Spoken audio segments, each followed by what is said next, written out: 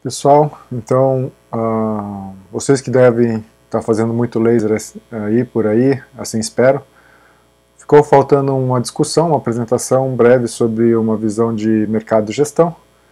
Então, agora nessa semana, sendo disponibilizado para vocês aí a apresentação do significado do que a gente vai conversar. É claro que isso aqui não significa ou não indica que vocês vão ser experts, mas certamente vai dar para vocês uma noção do que vocês precisam ver quando vão gerir um negócio ou vão introduzir uma nova técnica, porque na grande realidade o nosso tratamento, o nosso trabalho nada mais é do que vender serviço.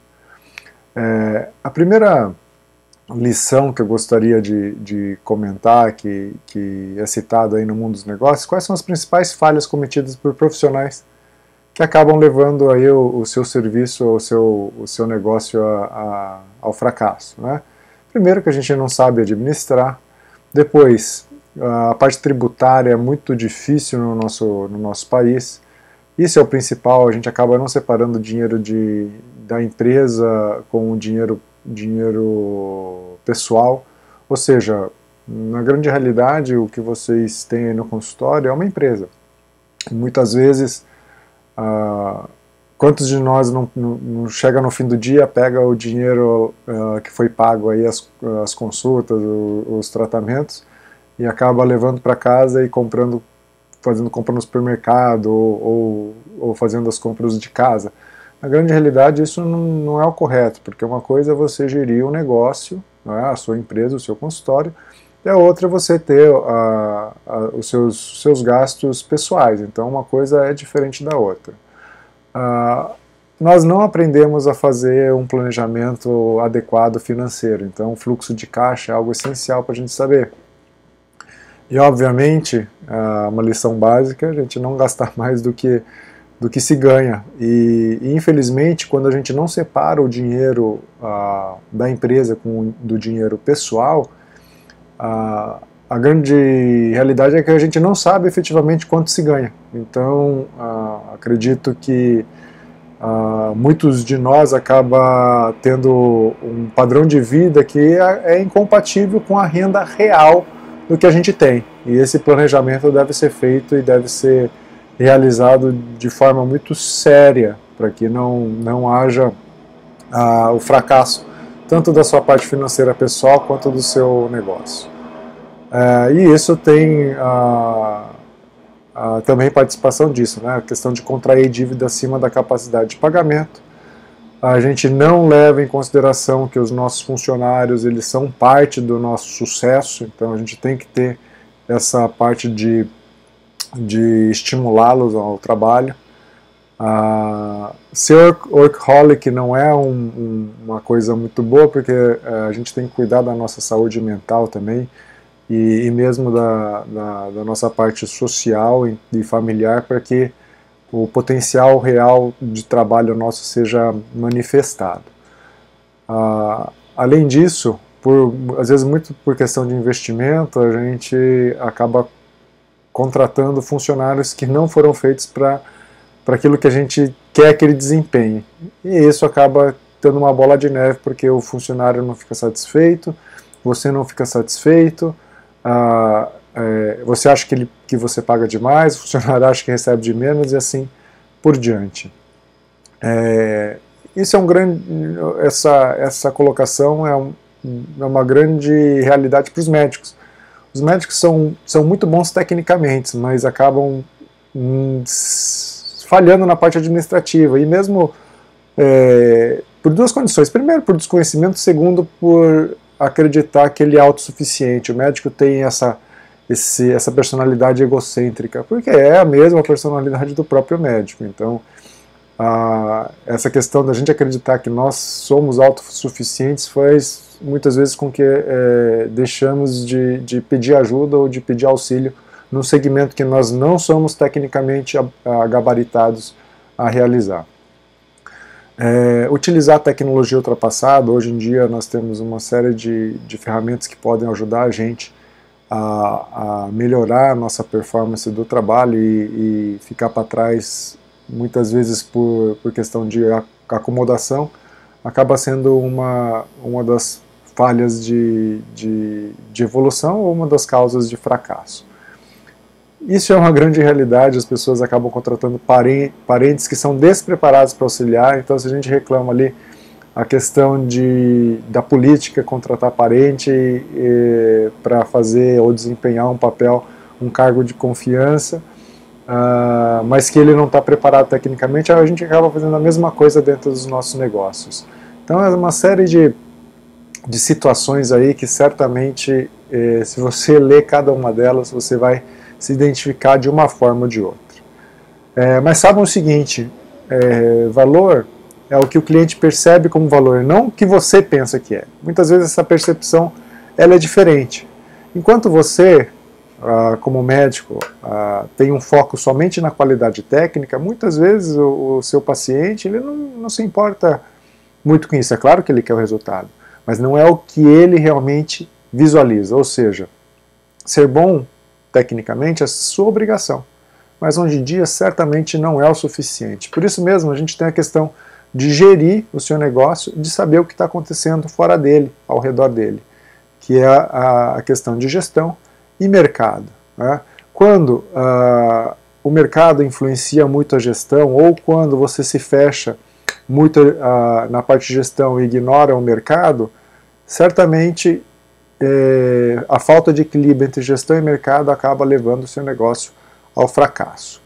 E por isso, eu vou comentar aqui com vocês 6 passos básicos de gestão e mercado de consultório, para que você possa ter pelo menos uma ideia do que fazer ou como se pode pensar do ponto de vista de negócio o funcionamento do seu consultório. Né?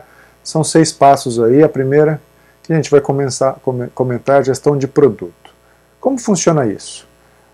Primeira coisa, quando você faz gestão de produto, você tem que identificar quais são as unidades de negócio da sua empresa. O que é a unidade de negócio? É cada fonte de receita da sua empresa. Né? No caso, você mesmo.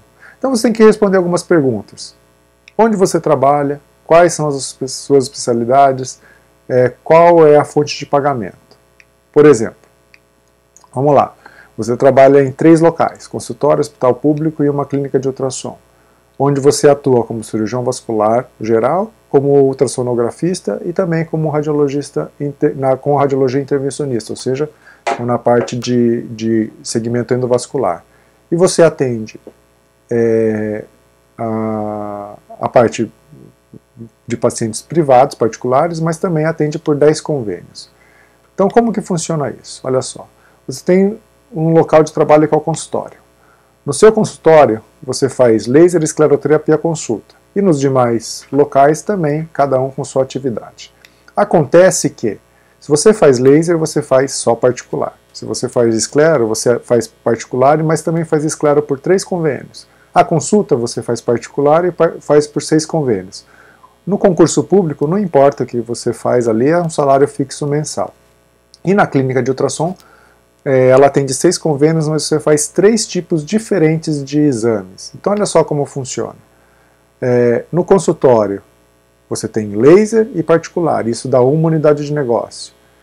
Você faz escleroterapia, mas são 3 formas de remuneração, aí são mais 4 unidades de negócio. Ou seja, ao fim de tudo, um cirurgião vascular que atua dessa forma acaba tendo 32 unidades de negócio. O que a gente tem que fazer com cada unidade de negócio? A gente precisa calcular o lucro por hora de cada unidade de negócio. Aqui um exemplo, uma unidade de negócio 1, é o laser transdérmico, me rende R$ 1.200 a hora, enquanto uma escleroterapia convencional me rende R$ 380 a hora. Aí você calcula quanto que você precisa trabalhar em cada unidade de negócio para conseguir o mesmo faturamento, a mesma rentabilidade. Percebam a diferença quando você dedica o tempo numa unidade de negócio mais rentável. Né? Você acaba tendo mais hora livre para fazer o que você quiser, cuidar da sua saúde, praticar esporte, ter vida social, ou ficar reclamando que está o tempo todo cansado e não consegue desenvolver aí, ou acaba trabalhando mal, ou não sobra tempo para nada. Mas a grande realidade é que você não pode também pensar que você vai dedicar todo o tempo só numa unidade de negócio rentável ou a mais rentável. Porque, caso contrário, você pode ter um tempo muito ocioso, ou consultório ocioso, que é baixa rentabilidade ou prejuízo. Se a gente pensar do outro lado, a gente tem uma fila de espera. Ou seja, aquele que você tem um consultório lotado e tem fila de espera para marcar. Que também é ruim. Por quê? Porque isso significa que você está com excesso de trabalho, acaba tendo baixa qualidade de vida, não consegue entregar clientes satisfeitos, né? Os seus pacientes reclamam e isso gera um boca a boca negativo e acaba com que você não consegue impulsionar ou se dedicar em unidades de negócios mais rentáveis. Por isso mesmo, entra o segmento de gestão em mercado para que você possa, primeiro, equilibrar a questão do tempo com a sua rentabilidade.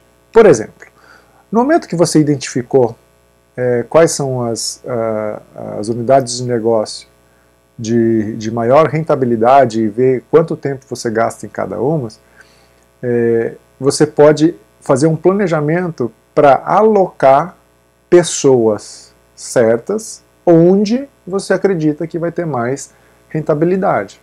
Aí a gente entra no segundo passo, que é a gestão de pessoas. Para você ter uma equipe altamente eficaz, elas têm que focar em alguns determinados serviços, e aí você tem que identificar aquelas unidades de negócio que você vai querer dedicar mais o seu tempo ou que você vai querer que sua equipe se dedique mais. Por quê? Número de funcionários, às vezes você quer aumentar, mas na realidade você não precisa aumentar, você precisa direcioná-los, né? Justamente para as unidades mais rentáveis. Com isso, ela vai ter mais motivação, vai ter menor tempo de trabalho, vai ser um funcionário extremamente mais focado e vai ter uma habilidade maior para deixar o seu paciente mais satisfeito e com isso começar a gerar um boca a boca positivo.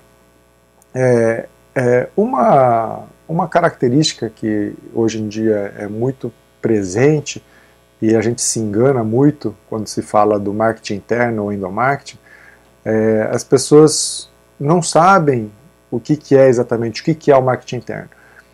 A grande verdade é que, para você ficar contente, certamente os seus funcionários precisam ser muito mais felizes do que você. Eles têm que ser, na realidade, funcionários dedicados, que fazem aquilo com afinco. Para quê? Para que eles possam encantar o seu paciente, né, o seu cliente. É só com funcionários felizes que você provoca o encantamento nos seus pacientes, e aí isso é chamado de marketing interativo. Né? Lembre-se do seguinte, toda vez que você pensa em satisfazer um paciente, saiba que ele nunca pode ser mais satisfeito do que o seu funcionário. O seu funcionário tem que ser a pessoa próxima de você com maior grau de satisfação. Isso pode parecer besteira, mas olha só o que acontece. Um consultório perde clientes principalmente, quase 70%, pela indiferença da pessoa que atende, ou relacionamento pessoal. E a gestão de pessoas, hoje em dia, tem uma grande dificuldade. Por quê? Porque nós vivemos numa época onde há choques de gerações muito grandes. Antes, a evolução de geração para geração levava 30 anos, 40 anos, né, de uma pessoa a outra. Hoje não, hoje essas transformações acontecem muito rápido. Então veja só que nós temos 3 gerações convivendo o tempo todo. Na verdade, a gente tem até mais hoje em dia, né? Porque a geração de 1995 para hoje já mudou. Hoje a gente chama a geração mais atual de millennials, né? São as pessoas aí que estão entrando agora no mercado de trabalho perto dos seus 20 anos. São pessoas que nasceram depois dos anos 2000. E qual a característica de cada uma delas? Veja só, a geração mais jovem, ela é diferente, ela não entra numa empresa, que antigamente entrava numa empresa e se acreditava que ia aposentar nela. Hoje em dia não, hoje em dia essa geração ela muda muito a sua relação com a empresa, ela não é fiel à empresa, e sim essa geração ela quer trabalhar feliz. Enquanto a geração lá X, né, a geração que nasceu lá na década de 70, 60, 70, ela trabalhava com afinco, se dedicando à sua empresa, ao seu chefe. Hoje em dia não, veja só, hoje em dia essas pessoas que entram no mercado de trabalho, elas acham que a pessoa tem que merecer ser o chefe dela, e não ela é chefe simplesmente por ser chefe. Então, essa questão hierárquica é uma das principais mudanças que a gente precisa aprender a respeitar. E não adianta lutar contra isso, e sim fazer uma gestão de pessoas de forma mais adequada, de acordo com a geração que você está lidando ou convivendo, certo? Lembrem-se, eu gosto muito dessa frase, que na realidade não são os clientes que vêm em primeiro lugar, e sim seus funcionários, porque são os seus funcionários que cuidam dos seus clientes. Isso me faz me lembrar muito a relação que a gente tem que ter com a enfermagem. A gente não pode maltratar enfermeiro, o nosso paciente internado. Por quê? Porque é a enfermagem que cuida diretamente do nosso paciente, ali que está diretamente dando o medicamento o tempo todo com ele.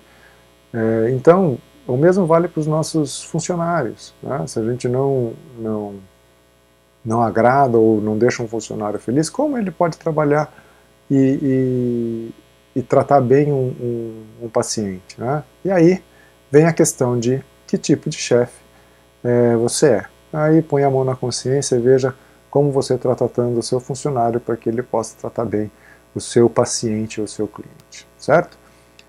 O terceiro passo é você pensar na gestão de ponto. O ponto vai definir que tipo de população você quer atender, né? E aí tem a questão de localização, legislação, fluxo interno e também a humanização de espaço. Localização. Lembre-se o seguinte, primeiro ponto, aqui em São Paulo, né, que a gente está, é muito difícil você ter um consultório, alugar uma casa, onde você teria alta visibilidade. A maioria atua em condomínios médicos, em baixa visibilidade. O que acontece? Se eu tenho baixa visibilidade, eu tenho que ter um relacionamento muito bom com o meu cliente, certo? E meu paciente. Por quê? Porque ele não vai passar na rua e me encontrar. Ele tem que ir diretamente para mim.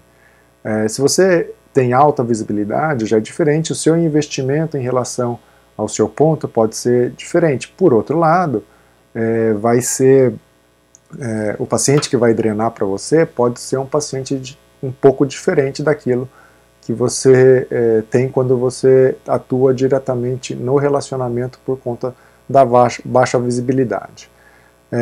E a localização? Se você pensa em localização, não adianta você querer se relacionar com um tipo de população, né, e está numa localização que não condiz com ela. Por exemplo, se eu estiver aqui em São Paulo e querer atender o público A, você acha que eu vou conseguir abrir uma clínica na Zona Leste e atender o público A? Não, isso não é possível. Então o seu ponto tem que estar diretamente relacionado a tipo de população ou mercado que você tem, certo?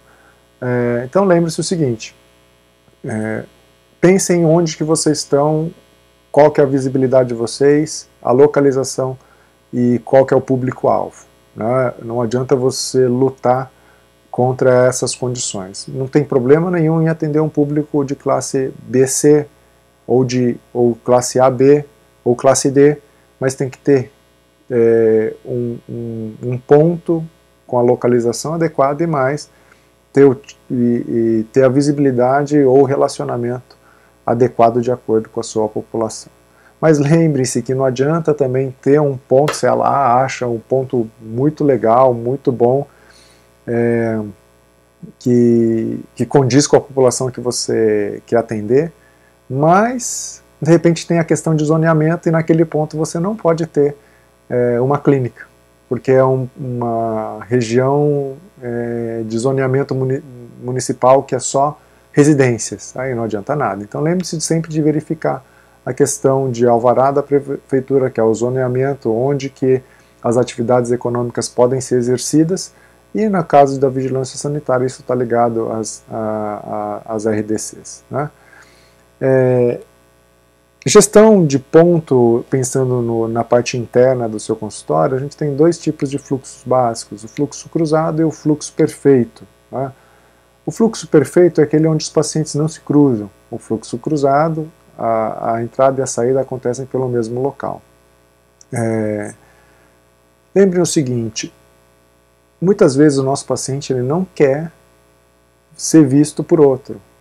Então, aqui no meu consultório, por exemplo, eu lido com o fluxo perfeito. O paciente entra por um lado, sai pelo outro, e ele não vai ver quem está na recepção, e a pessoa da recepção não vê a pessoa saindo, às vezes, cheio de curativo esparadrapo, ou mesmo, eventualmente, até se queixando de alguma situação. A grande verdade é assim, toda vez que a gente tem procedimentos, o ideal é que seja fluxo perfeito. Se nós temos simplesmente um atendimento, o fluxo cruzado pode ser possível, certo? Hoje em dia também, o consultório, né, não necessariamente ele precisa parecer consultório.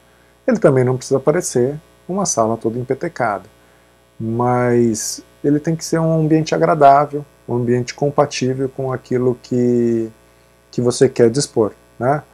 Então vejam as duas situações aqui, uma sala de espera aí que vocês têm, toda num estilo de decoração, mas que muitas vezes não vai condizer com aquilo que você quer entregar, e por outro lado, uma sala de espera aí que é toda standard, né, que foi feita para atender alto volume, que de repente também não é o que você quer ter. Lembre-se que o seu espaço tem que ser um ambiente amigo, o seu paciente está lá por uma necessidade, e muitas vezes a gente precisa tornar esse ambiente mais agradável. Além disso, se você lida somente com o segmento que é estético, lembre-se que nem necessidade é o paciente. Na realidade, você tem que deixar o ambiente mais agradável, às vezes até do que a casa do paciente, para que ele vá aí por um motivo que não é uma emergência ou não é uma necessidade absoluta em relação à saúde, quando a gente está falando de pequenos vasos de escleroterapia ou laser. Tome cuidado com todo o segmento, cada ambiente que você tem, porque não adianta você ter uma sala de espera muito boa e de repente o paciente vai lá no banheiro e tem um ambiente que não condiz com o que ele vê ali fora. E outra coisa, gente, lembre o seguinte, lembre-se que banheiro é um lugar que você tem que se manter sempre extremamente limpo, extremamente cuidado. Por quê? Vamos supor que o seu paciente chegue lá e de repente tenha uma diarreia, quer fazer o número 2. Pô, ninguém quer fazer o número 2 ali na sala de espera, mas de repente é uma necessidade. Você acha que ele vai pensar em papel higiênico, em privada entupida, esse tipo de coisa? Agora, imagina o constrangimento que vai ser se de repente estiver faltando papel higiênico ou se a privada estiver entupida. Por isso, no mínimo detalhe, cuidar aí do ambiente, seja ele qual for, banheiro, sala de espera, local para você realizar pagamento, para negociar, cada um com a sua devida característica. Quarto passo, gestão de preço. Bom, já aprendeu uma série, você aprendeu aí a questão do ponto, estimular funcionário, gerir os seus funcionários, suas pessoas, e humanizou o espaço. Então você agregou valor para o cliente em relação a um funcionário feliz, que é agradável, o local que você tem estacionamento, o paciente se sente agradável na sala de espera, mas agora você tem que fazer a gestão do preço. Por quê? Preço é uma coisa, valor é outra. Né? Preço é o número, a coisa pecuniária. Valor é a percepção daquilo que é entregue. Né? Agora, nem sempre preço elevado quer dizer maximizar lucro ou maximizar crescimento. É claro que o valor absoluto de preço de dinheiro tem como objetivo deixar o seu negócio sustentável, mas de nada vale você fazer isso sem entregar valor. A conta é matemática, é essa aqui. Ó. O valor percebido é igual a o que você obtém, são os benefícios percebidos, menos os custos percebidos. Agora, benefício não é só o que você faz, é tudo que tem mais ao redor. Então, cada benefício que você dá para o seu paciente, ele é um benefício percebido. Por exemplo, o estacionamento é um, a sua funcionária simpática é outra, você colocar uma revista adequada é outra, ter um ambiente gostoso é outro, tudo isso são benefícios percebidos, do qual o serviço faz parte. Você tem que entregar um serviço bem realizado. O que são custos para o seu paciente? Os custos para ele não é só o preço. O preço está envolvido no custo. Mas, porém, os custos também são as dificuldades do paciente chegar até você ou de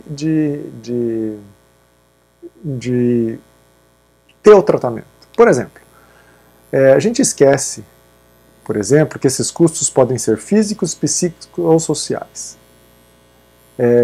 Por exemplo, seu paciente vai lá e vai dirigir para chegar até você, tem que sair da casa dele e andar 1 hora no trânsito. Isso é um custo. Aí chega para o seu consultório e tem que achar uma vaga de estacionar. Isso é outro custo. Na sequência ele acha um lugar para estacionar, mas tem que andar mais 2 quadras. É outro custo para ele. Ou seja, se você minimiza esses custos, oferecendo estacionamento, manobrista, um horário mais fácil, isso faz com que diminua o custo e aumente o benefício. Ora, se diminuir o custo, aumenta o benefício, aumenta quem? O valor percebido. E o valor percebido tem uma equivalência direta com o preço que o paciente pode pagar. Certo? E que faixa de preço você tem que trabalhar? Olha só, temos aqui o custo, o seu custo mínimo e o seu preço. Se o seu preço numericamente for menor que o custo, você está no prejuízo. Tá?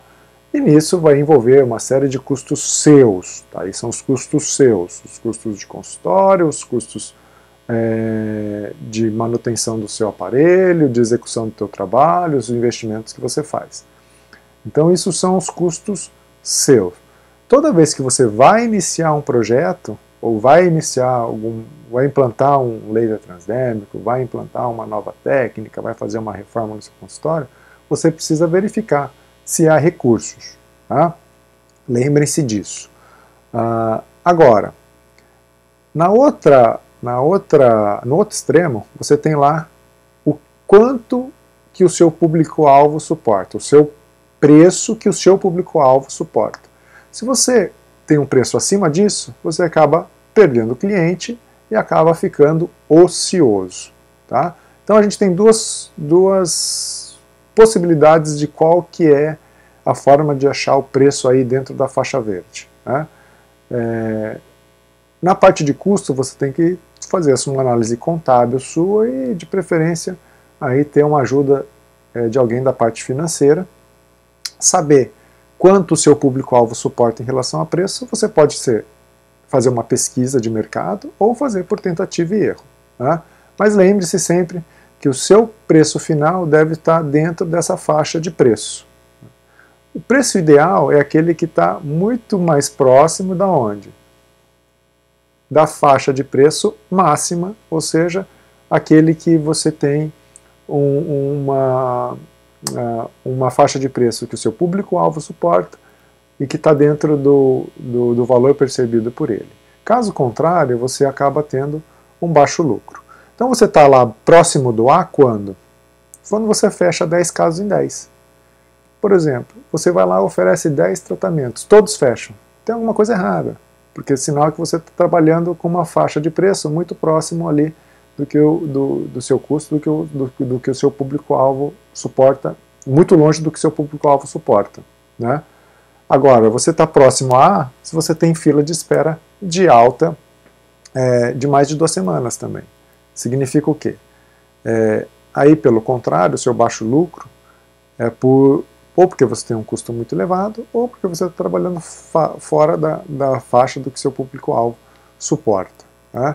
Nesse caso, a sugestão é você agregar valor e subir o preço em 20% para diminuir, para ver se você não fecha 10 casos em 10. Tá? E aí você vai repetindo o procedimento até você ter aí um fechamento de 8, 80, 90% dos seus negócios. Quer dizer que aí você está trabalhando com mais tempo para você, com otimização do seu lucro. Se você está muito ali próximo do alto lucro, significa que você está fechando poucos casos daqueles que você está oferecendo, ou no caso você está perdendo muito cliente. Então aí, se você não tem fila de espera ou se tem muito tempo ocioso, significa que você está muito próximo dessa faixa. Nessa situação, o que você pode fazer? Agregar valor e manter o seu preço, ou seja, você vai oferecendo mais benefício ou vai diminuindo o custo para o seu paciente. Qual custo? Não é preço, é diminuir custo psíquico, custo físico, né? Ou seja, vai agregando valor nesse sentido para que o valor percebido do seu paciente seja adequado com o preço que você está colocando, certo? Agora, você está próximo B se fecha 2 casos em 10. Você está próximo de A se não tem fila de espera ou se tem ociosidade. Se você tiver desta forma, tem alguma coisa muito errada, tá? Ou você está no lugar errado, você está com o foco errado, com o seu paciente errado,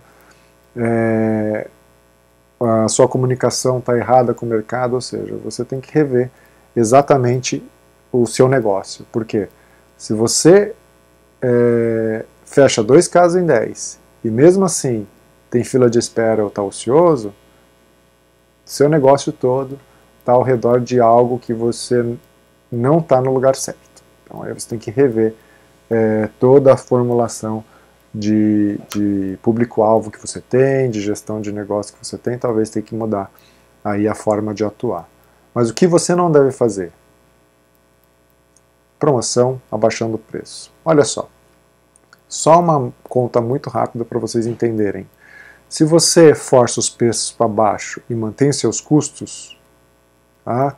Você vai ter que fazer o quê? Vai ter que aumentar a sua produção para manter a lucratividade. Olha só, se você reduz o preço em 10%, para você manter uma margem de lucro de 40%, você precisa aumentar em 33% o seu movimento, reduzindo 10% do seu preço. Então, se você dá 10% de desconto, se você quer manter a sua margem de lucro de 40%, você tem que atender 33% a mais. Então veja só quão maléfico é você trabalhar aí com baixa de preços e manutenção de custo.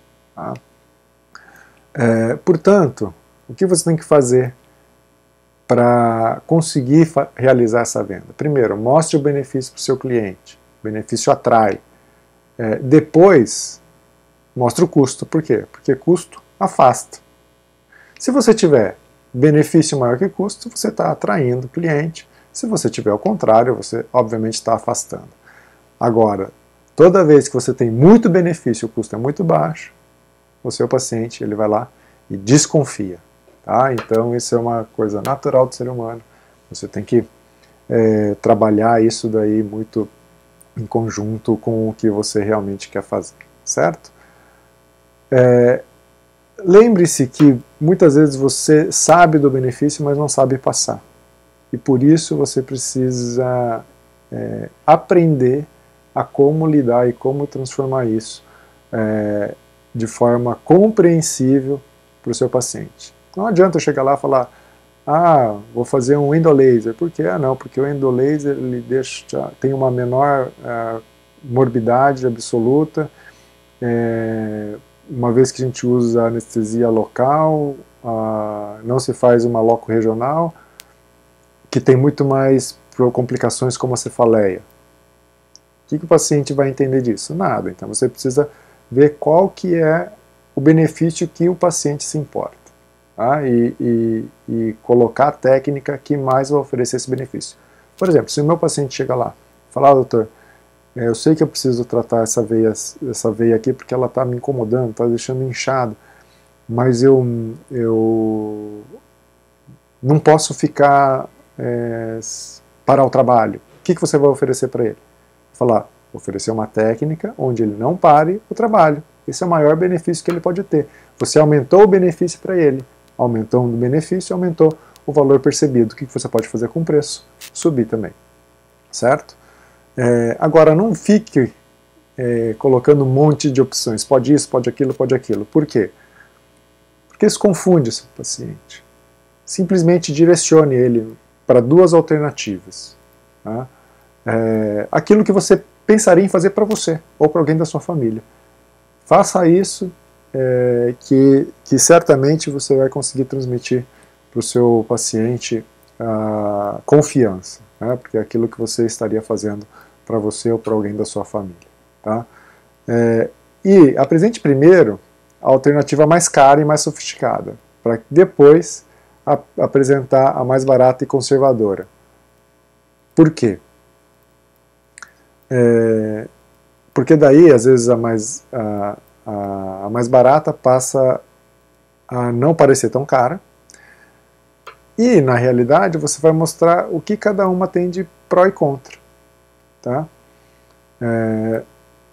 Então, essa estratégia é uma estratégia de venda, na realidade, onde você pode colocar, lembre-se assim, sempre coloque, nenhuma é igual a outra, às vezes não tem uma certa ou não tem uma errada, mas tem aquilo que de repente pode ser melhor ou pior para determinada situação ou para o benefício percebido para o seu paciente. Tá?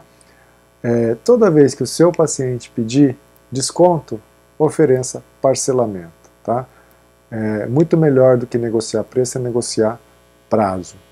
Uma coisa muito simples de fazer na gestão de preço, que a gente faz, a gente sofre isso o tempo todo, mas a gente não pensa na hora de fazer, tá? São a questão de aspecto psicológico do preço. Veja só, se você falar que custa 100, mas na realidade, se você pagar no vencimento, você paga 90, você vai receber 90.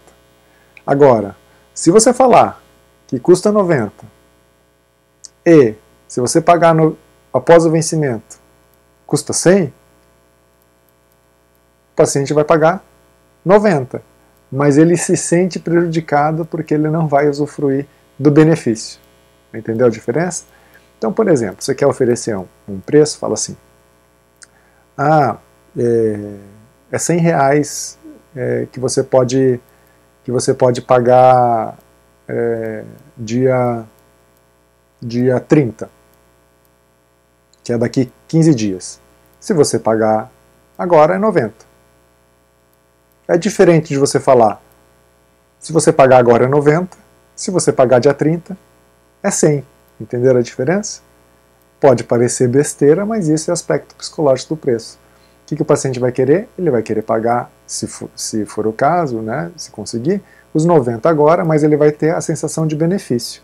Ao passo que se ele pagar 90 agora, você falando do valor a mais como uma punição, ele não vai ver o benefício que ele está tendo em pagar os 90. Isso é a questão de como que é apresentado a forma de pagamento. Tá? Outra coisa que a gente deixa de lado, mas é o ideal ser feito, é você dar o preço exato como ele deve ser. Não estou dizendo que você precisa dar o preço final de todo o tratamento, não é isso. Isso é uma das estratégias. Mas o que você não pode ter? surpresa. Tá? Você dá um preço de todo o tratamento de uma vez, somando todos os valores, obviamente isso vai dar um valor mais alto. E isso só vale a classe A e B. Por quê? Se você colocar um preço total dessa forma e apresentar para uma classe mais baixa, ele vai se assustar muito. Outra forma de apresentar preço é você manter um sistema muito simples. Tabela, por exemplo. Um sistema de tabela, ele deixa algo mais compreensível. Tá? Agora, não faça e evite surpresinha. Tá? Aquela coisa, aqui está comprar o carro. Legal. Mas se você quiser colocar tapete é tanto. Se você quiser colocar insufilme é tanto. Se você quiser com pneu é tanto. Não. Né? Então, ninguém gosta de surpresa. Então, no momento que você já colocar a sua precificação ou for apresentar o preço, apresente de forma coerente, de forma correta e completa, para que não fique aquela sensação de que que a pessoa está sendo enganada. Tá? Então evite surpresas. E o que mais? Se aquela apresentação de preço, de precificação, onde você coloca todo o seu tratamento, funciona para a classe A e B, para a classe C e D, o que funciona é o parcelamento. Então o que acontece? Quando você apresenta o preço, né, vamos supor que o seu tratamento lá vai custar R$5.000. Beleza. Para a classe A e B, você fala, o seu tratamento vai custar R$5.000. Você pode parcelar em tantas vezes, ou pagar à vista, você vai ter o benefício do desconto e assim por diante. Agora, para a classe C e D, R$5.000 você não vai falar que paga seu tratamento é R$5.000. Você vai falar o seguinte, quanto que é o tratamento? Não, o tratamento ele é R$500 pagando em 10 vezes. Tá certo? Então você vai falar assim, R$500 por mês. Porque é isso exatamente o que ele quer saber. Quer saber se aquele valor vai entrar na parcela, ele vai conseguir entrar na parcela mensal dele. Tá? Então você não fala R$5.000, fala 500 por mês, totalizando 10 vezes. Pronto. É a outra forma de apresentar o preço. Certo? Na tabela de preço, exponha sempre primeiro os mais elevados. Tá? Por quê? É sempre na visualização, quando você vai comprar uma roupa, por exemplo, ou um carro, o vendedor vai lá e te apresenta qual? O carro mais caro. Por quê? Aí o logo de baixo vai não parecer tão caro. E isso é feito o tempo todo conosco. Tá? E a outra situação é o 9,99. Por que é 1,99, 9,99, R$99, R$90? É por quê? Porque essa margem psicológica, ela existe, que são faixas de preço. Então, quando você vai colocar R$1.000, não coloque R$1.000, coloque 990, 980, tá? Coloque na margem superior. E sempre o ideal é que vá passando, né, no extremo superior de uma faixa, e não um pouco acima. Por exemplo, falar 980 ou falar 1.015 é diferente, apesar da diferença de preço ser mínima. Tá? Então se você fala que a sessão de laser atual é 700, você quer subir para uma faixa de 100, de 1.000 quer dizer, você não vai botar 1.050, coloque 990. Tá? Finalmente a gente chega no passo 5, que é a gestão da promoção. E aí que entra a publicidade, propaganda, boca a boca. Né? De tudo isso, saibam que a forma mais, mais eficiente de te trazer novos pacientes é o boca a boca positivo. Tá? É onde é gerado uma promoção melhor. Ou seja, quando a gente vai indicado por alguém, você já vai com um preparo diferente de quando você vai para algum lugar olhando uma propaganda ou um marketing feito na revista, na internet, onde você não sabe exatamente o que esperar. Enquanto que quando você tem uma indicação de alguém que você confia, você tende a aceitar muito mais aquele serviço, né? Mas o boca a boca positivo só é gerado por clientes muito satisfeitos, não só com aqueles clientes felizes, mas só com aqueles muito satisfeitos com o atendimento, tá? E para isso você precisa gerar credibilidade, tá? Ou seja, precisa não só ter um serviço muito bom, mas transparecer esse serviço muito bom, tá? O Zuckerberg fala isso, que pessoas influenciam pessoas, tá? E isso depende justamente de confiança. E como que você vai gerar uma grande satisfação no seu paciente? Lembre-se, satisfação depende de expectativa e daquilo que ele recebe. Se você tiver uma expectativa muito alta, existe uma possibilidade maior de você frustrar o cliente, ou seja, uma coisa é a expectativa, outra coisa é a realidade, né? Então, trabalhe sempre expectativa e realidade. Expectativa e realidade. Por quê? Não adianta trabalhar com altas expectativas, porque a realidade, sendo muito boa, mas abaixo da expectativa, seu paciente sai frustrado e ele não consegue gerar um boca a boca positivo, né? Entre os fatores que influenciam no grau de satisfação dos seus pacientes, dos seus clientes, tem fatores psicológicos, claro, ou fatores que vêm de herança. Uma pessoa que vem desencantada com uma série de colegas anteriores, ela já vem bem mais arredia para você. Então o seu trabalho é muito maior do que aquela que vem com experiências positivas, tá? Onde você só precisa agregar algo mais do que foi feito. E nesse caso, a chance de você conseguir atingir o grau de expectativa ou de encantamento é maior, né? A sua chance é maior. O seu boca a boca favorável, portanto, vem de duas premissas básicas. Primeiro, nunca prometa o que não pode cumprir, e depois, faça sempre mais do que prometeu, tá? Lembre-se que um paciente que queixa, ele está te dando um presente, tá? Significa o quê? Eu me importo com você. É isso que ele está dizendo, tá? Agora, não adianta ele te dar esse presente e você não atender. Então, crie um canal de comunicação desse para que você possa ver o que está errado, perceber o que está errado e atendê-los da melhor forma possível, tá? Então, seja lá como for, pesquisa de mercado, caixinha de sugestão, contato depois no pós-venda de uma forma independente, né, que não seja você, mas lembre-se que você tem que saber essa informação, saber os seus pontos fracos, os seus pontos negativos, para que você possa voltar a oferecer algo positivo nesse sentido, tá? Lembre-se que as falhas são muito mais visíveis que os acertos, porém, as falhas elas podem acontecer.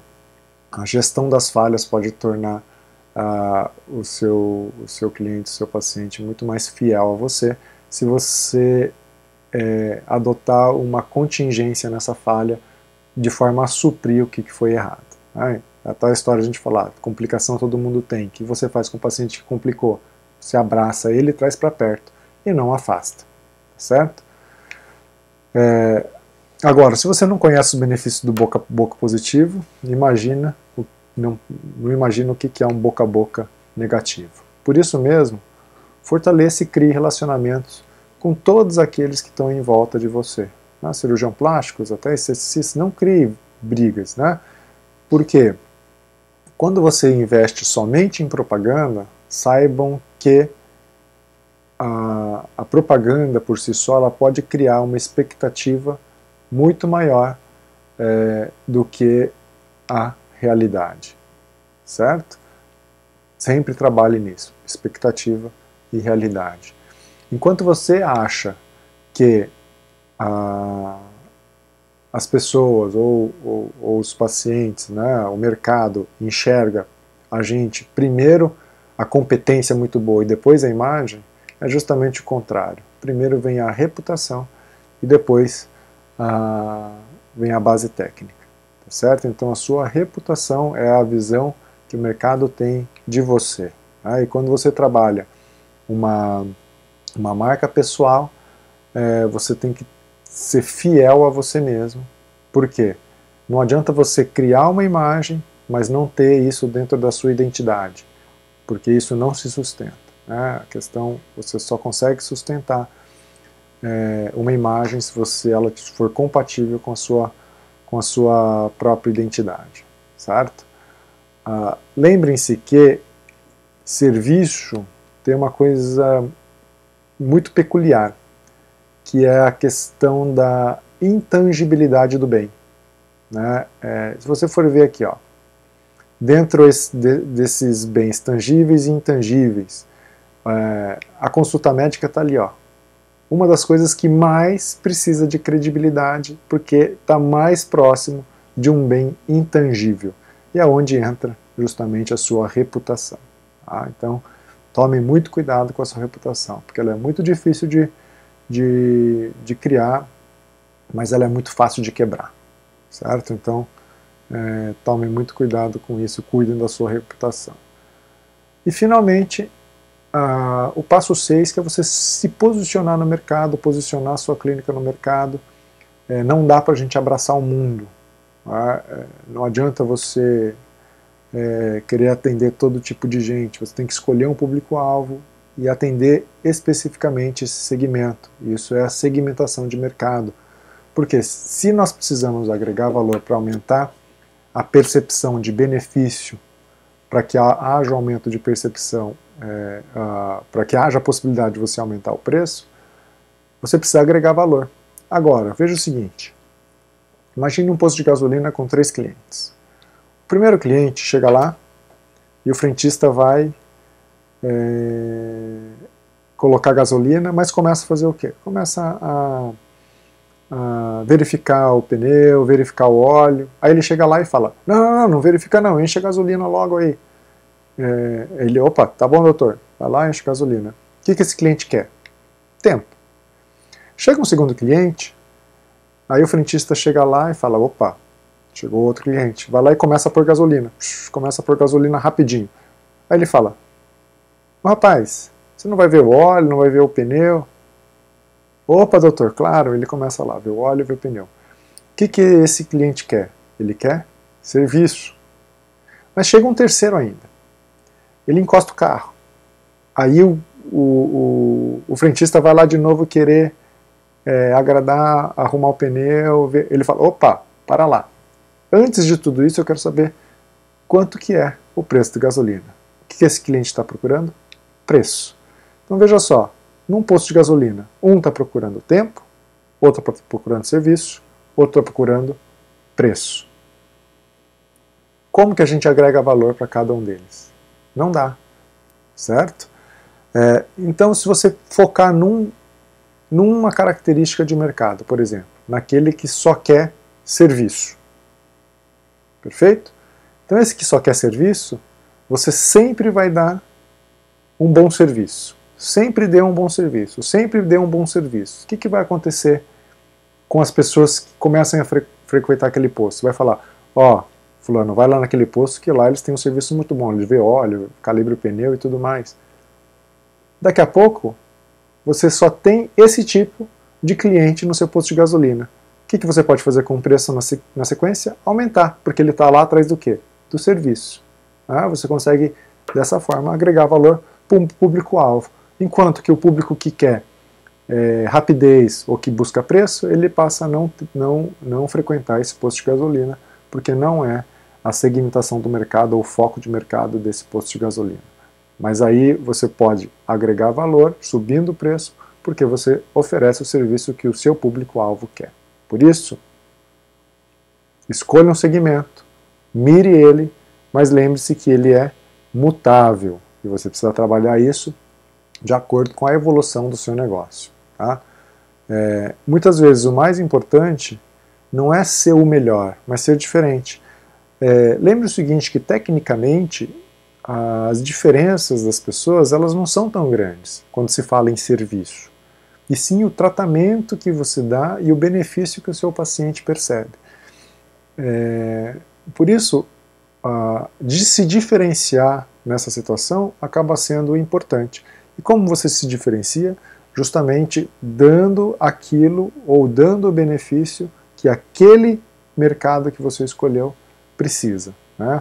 Faz com que ele perceba, que esse mercado perceba, que você está entregando justamente aquilo que ele precisa. Tá?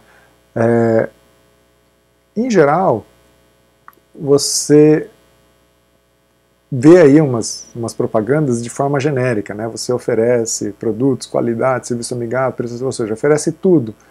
Mas isso é propaganda, lembra que eu comentei.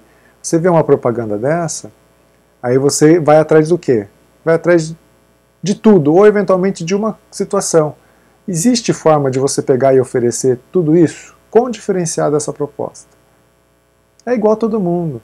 Né? E isso que além de ser igual, faz com que a execução, ou o seu serviço, executar o serviço que tenha tudo isso, seja muito difícil. Você precisa, assim, focar em algumas características. Para quê? Para que você seja diferente. E aí, as duas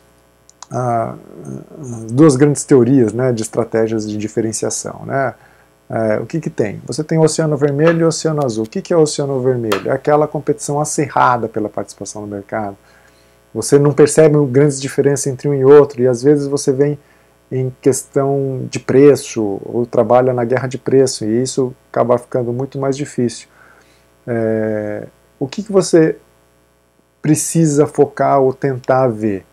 É a estratégia do Oceano Azul, onde você busca inovação. Tá? Não só chamar defender a sua posição atual, mas sim fazer inovação, tá? Colocar alguma coisa diferente e tentar mostrar que isso é diferente, criando eventualmente até novos mercados, e aí a concorrência se torna irrelevante para você. Tá? Um exemplo disso é o PEN. O que é o PEN?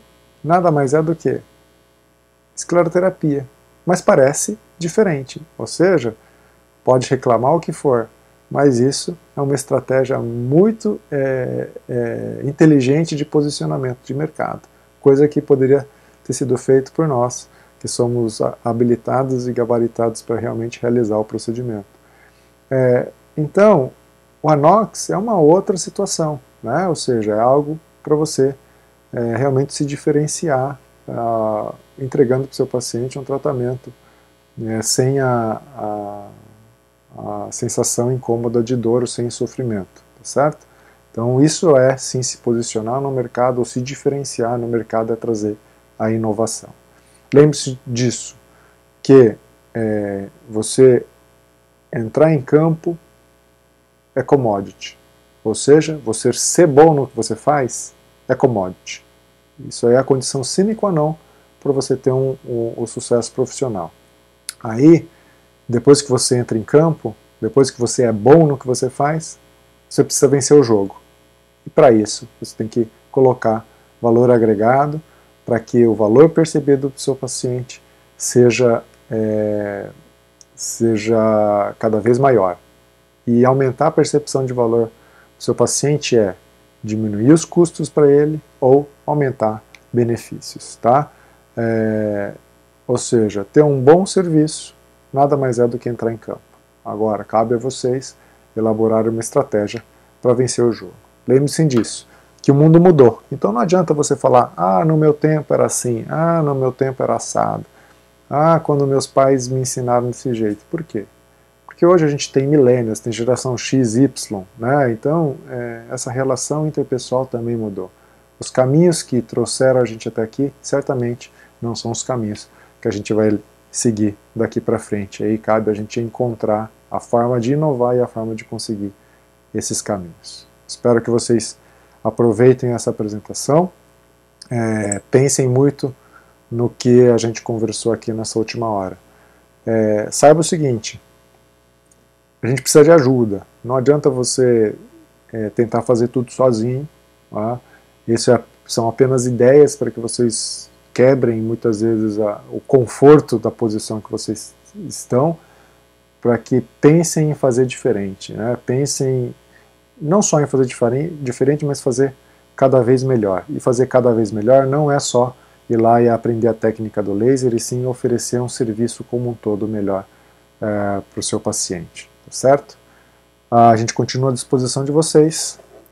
Qualquer contato, qualquer coisa que vocês queiram mais, basta escrever para a gente, seja no grupo de WhatsApp, seja por e-mail, certo? Muito obrigado.